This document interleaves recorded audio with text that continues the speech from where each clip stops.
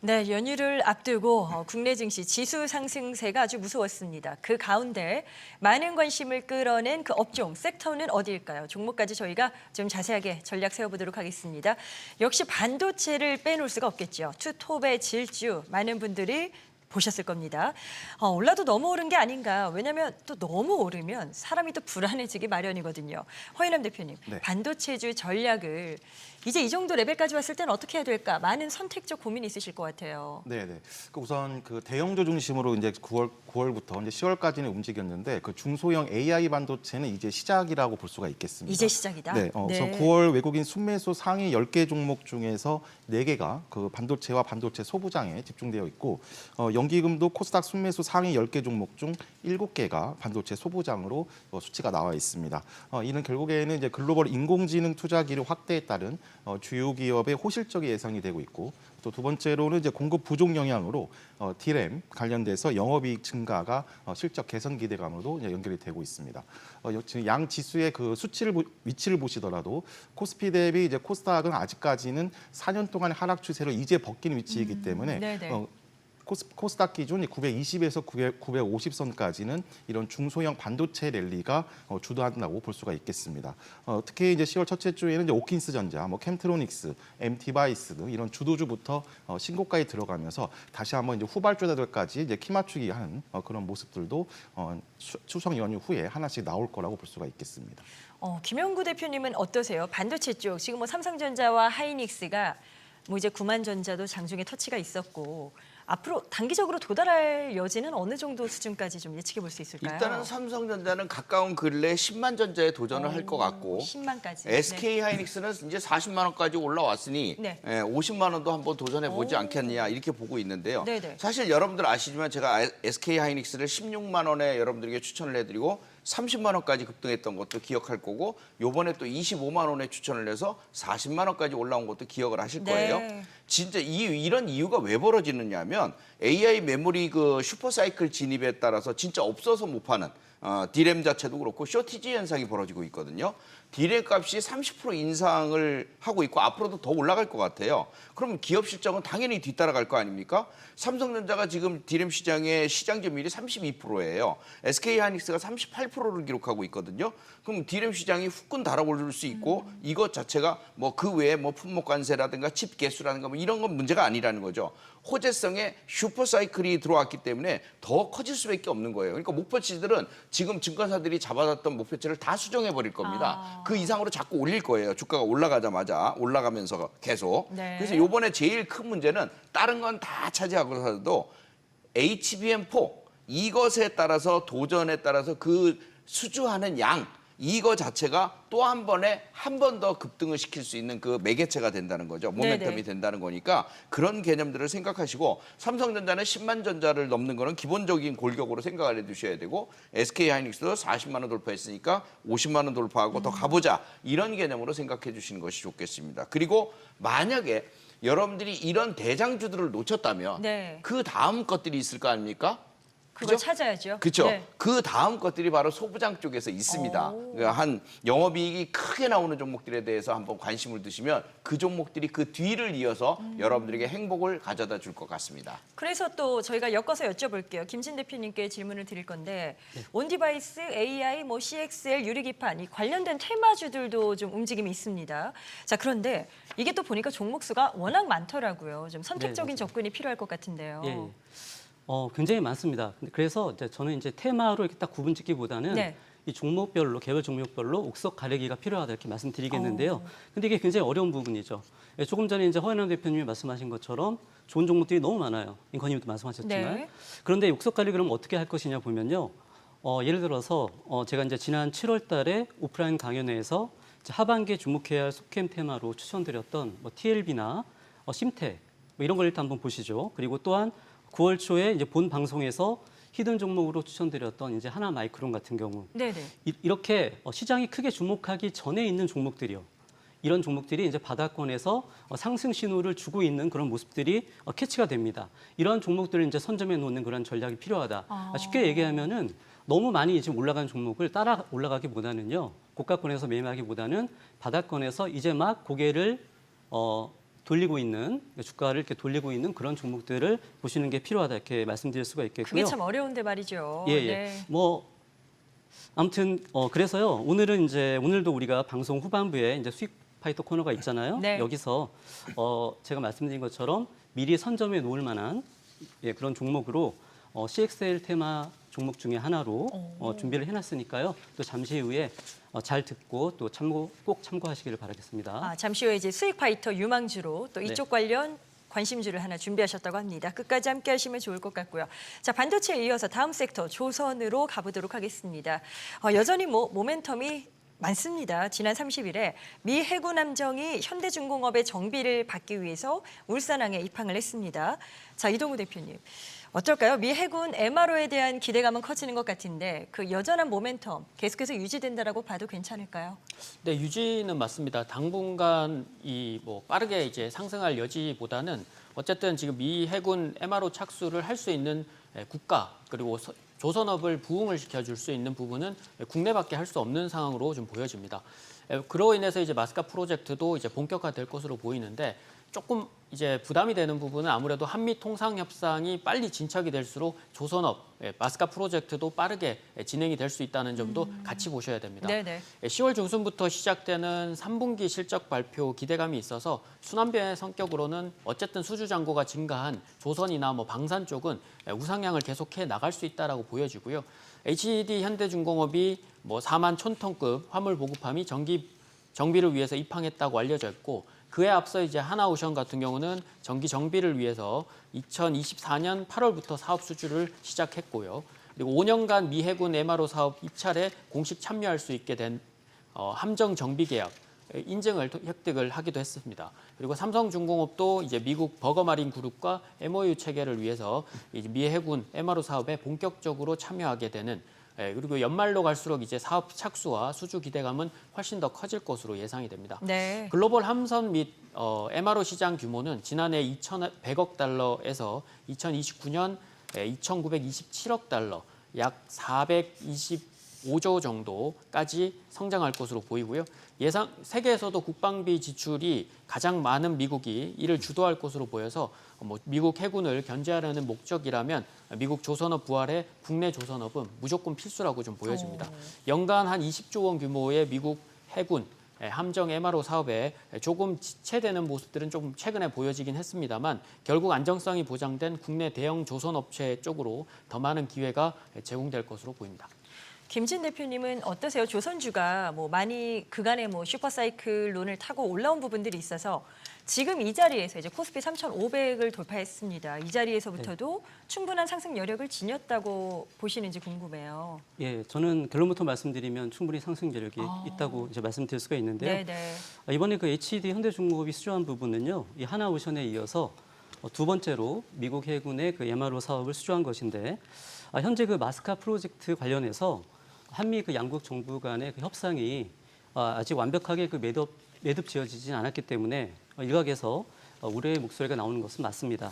하지만 중국과의 그 해양 패권 경쟁에서 위기감을 느끼고 있는 미국으로서는 미국의 해군력 강화와 또 그에 따른 이제 해양 패권 재건을 위해서 미국 해군 군함의 건조와 또 MRO 사업 등에 있어서 한국과의 그런 협력은 선택이 아닌 필수라고 봐야 될 것 같습니다. 네. 그렇기 때문에 결국 이 마스카 프로젝트의 구체화와 함께 우리 한국 조선사들의 수혜는 더욱 커질 것으로 이렇게 기대를 하고 있고요. 따라서 앞으로도 조선주들의 그 주가의 그 추가적인 리레이팅이 나올 수 있을 것이라고 저는 보고 있습니다. 조선주도 뜨겁지만 기자재 쪽의 열풍, 그래서 과연 이쪽으로 공략하는 게 나을까 이 부분을 또 고민하시는 분들 계실 것 같아요. 김영구 대표님, 조선기자재 쪽 유망주는 어디라고 보십니까? 네, 조선주들의 막강 파워가 있었고 또 그 뒤를 따르는 조선 기자재들의 그 급등이 있었는데요. 사실은 수주, 실정 이런 것들이 모두 다 삼박자가 맞아떨어졌기 때문이고 거기에 수급까지도 더해졌기 때문이죠. 그러다 보니까 급등하다가 좀 조정 좀 받으면 또 올라가고 조정받으면 또 올라가고 이런 일이 계속 반복이 되고 있거든요. 네네. 그래서 지금 많이 올라왔지만 더 못 올라간다 얘기를 할 수가 없을 정도예요.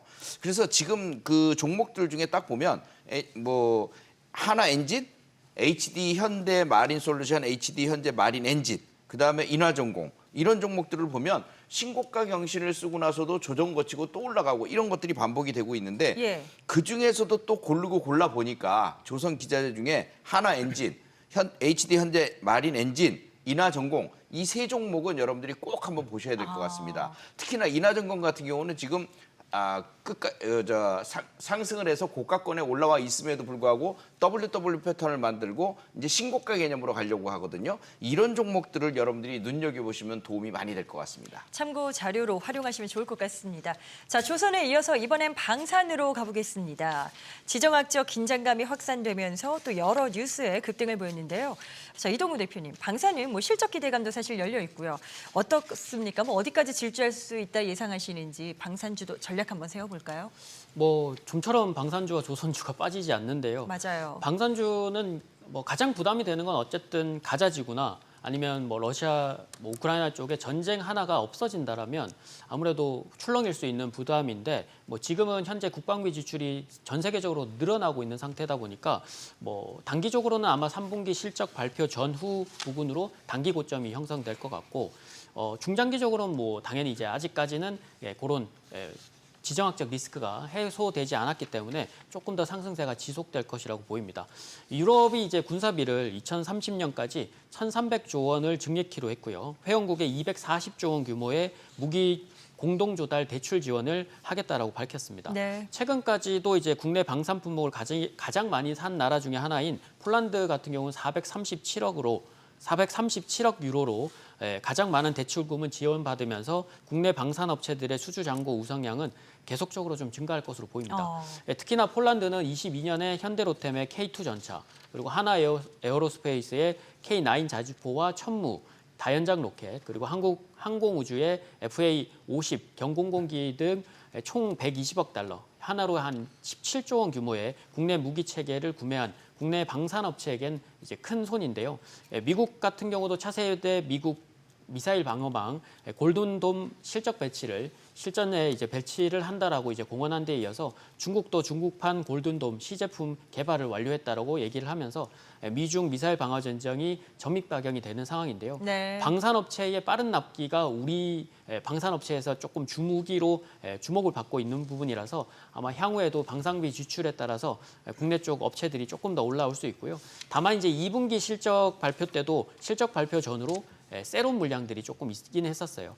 그 뒤에 차익 실험 부담을 조금 느낀 이후에 다시 이제 3분기 실적 발표에도 그런 물량들이 조금 있을 수는 있지만 네. 중장기적인 부분들 생각하면 그 기회를 또 살리시면 좋을 것 같습니다.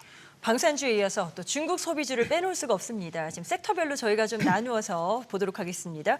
중국인 단체 관광객 무비자가 시행되면서 소비 관련주에 대한 수혜 기대감이 높죠. 자, 허인남 대표님, 특히나 이 화장품에 대해서 중국인들의 관심도가 상당하더라고요. 어떻게 큰 수혜가 좀 예상 가능한 상황일까요? 네, 최근에 좀 이슈가 있었는데요. 그 정부가 3인 이상의 이제 중국인 단체 관광객이 이제 같은 항공편이나 또 선박으로 입출국하는 조건으로 최대 15일까지 무비자 입국 조치를 내년 6월 30일까지 시행한다는 발표가 있었습니다.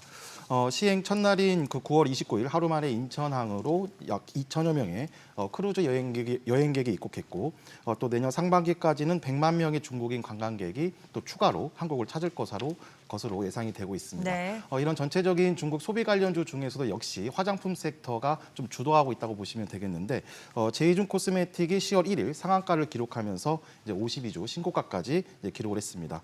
이런 조치가 단기적인 특수를 넘어서 이제 외국인 소비 확대로 연결될 수 있는 좀 그런 가능성이 좀 더 높아지고 있는데 첫 번째로는 중국 국경절 연휴 그리고 또 에이펙이라는 또 이벤트가 있고 또 계속 말씀드렸지만 민주당 정부에서는 이런 한한령 해제라든가 또 그 중국 관련 또 그 중국과의 관계 개선 기대감이 있기 때문에 화장품 중심의 중국 소비 관련주는 계속 또 관심이 필요하겠습니다. 중국인 특수가 예상되는 분야가 뭐 말씀하신 화장품도 그렇고요. 면세점, 뭐 카지노 등등 호텔, 레저 뭐 들 수 있을 텐데 또 눈에 띄는 게 편의점입니다. 보니까 중국인들이 편의점도 휩쓸고 있다고 하더라고요.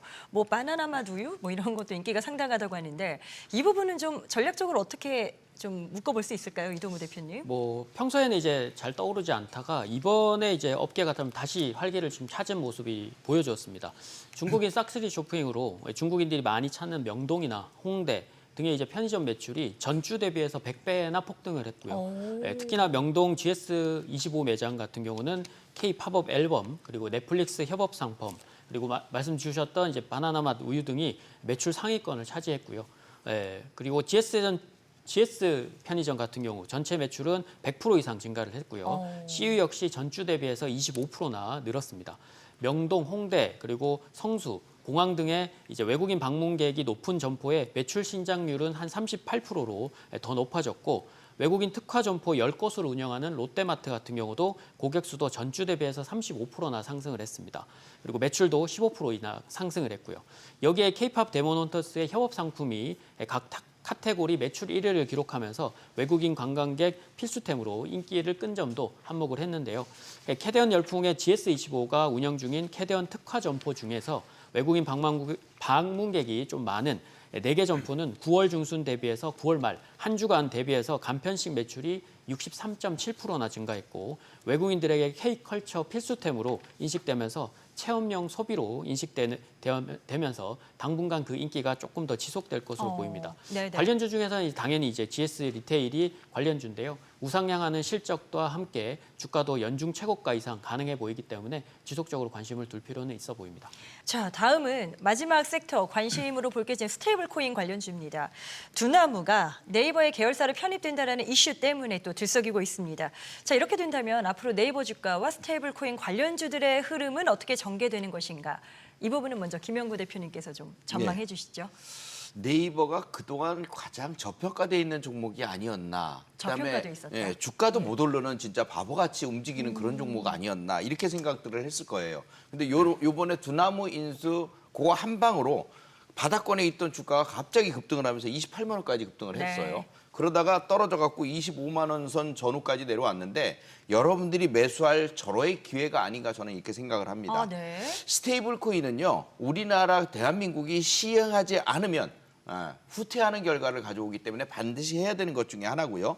필연적으로 빨리 추진을 해야 되는 그런 절대절명의 사업 중에 하나죠. 근데 이번에 네이버가 두나무하고 인수를 하면서 아주 큰 결심을 한 건데요.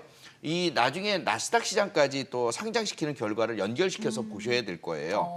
네이버가 이번에 단 25를 개최해야 하는데 AI와 두나무의 인수 이후에 앞으로 비전 제시를 어떻게 할 건지 뭐 이런 내용들이 나와 있는데 그 전에는 아무래도 이제 하이퍼 클로바 X라고 해서 이런 것들을 적용을 했었는데 올해는 스테이블 코인을 갖다가 접목시키면서 구체적인 청사진을 얘기할 거예요. 네이버가 그동안 3년 동안이나 정체되고 심각한 저평가에 있다가 이번 인수권을 토대로 해서 주가가 움직이기 시작했다면 이제 대형주들 움직이는 큰 사이즈들이 움직이는 시장에서 이 종목도 반드시 가리라고 볼 수 있어요. 따라서 25만 원 선 전후 또는 이하권은 언제든지 여러분들이 줍줍해야 되는 그런 자리다 이렇게 보여집니다. 알겠습니다. 자, 이렇게 해서 주요 업종들 어떤 전략이 필요할지 이야기 나눠봤습니다. 투자의 최종 판단과 책임은 투자자 본인에게 있다는 점 다시 한번 말씀드립니다. 항상 자신의 원칙에 맞추어서 현명한 투자하시길 바라겠고요. 또 주식에 대한 유용한 정보는 카카오 채널에서도 만나보실 수 있습니다. 채널명 필살기를 검색해서 친구 추가하시면 됩니다. 많은 관심 바랍니다.